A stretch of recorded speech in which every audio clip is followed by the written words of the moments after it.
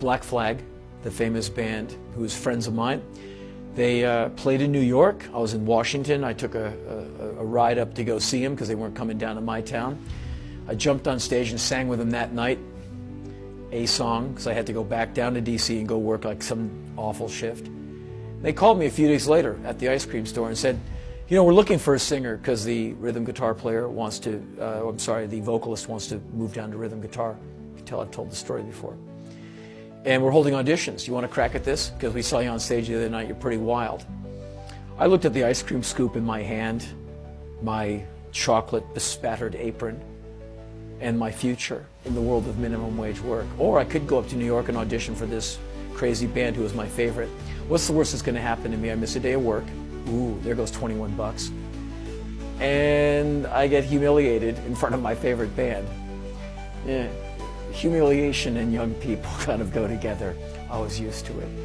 And so I took a train up there. I walked into this practice place in the East Village. I'm standing there with the band with a microphone in my hand. They said, pick the tune. And I sang every song they had, you know, improvising most of it. 2 times through, we did the set. They said, okay, you have a seat. We're going to go have a band meeting, whatever that means. And they came back like 10 minutes later and said, okay, you're in. I said, what do you mean? They said, you're the singer in Black Flag. I said, so what do I do? They go, you quit your job, you pack your gear, you meet us on the road. Here's the tour itinerary, here's the lyrics. We'll see you soon. So, fairly numb, I went back down to Washington with this passel of lyrics in my hand. Went to my boss and said, I'm not exactly quitting, but here's this thing that happened. And he said, it's your shot. I said, yeah. He said, take it. And that was late July 1981. About 30-some years ago. And that's what happened to me. I won the lottery.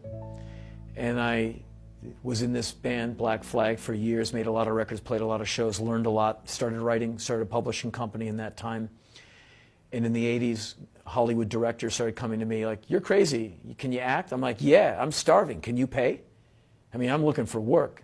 And never forgetting what I have to go back to. $8, you know, Haagen-Dazs. So I said yes to every acting job, yes to every audition, worked on my little publishing company, started doing poetry readings and speaking dates in the 90s. Want to do a voiceover? Yeah. And so I said yes to everything, worked like a crazy man, realizing guys like me fail most of the time. So I was around a lot of great bands, and rarely did they get over the wall. People much more talented than I'll ever be. I don't have talent, I have tenacity. You know, I have discipline, I have focus, and I know without any illusion where I come from and what I can go back to.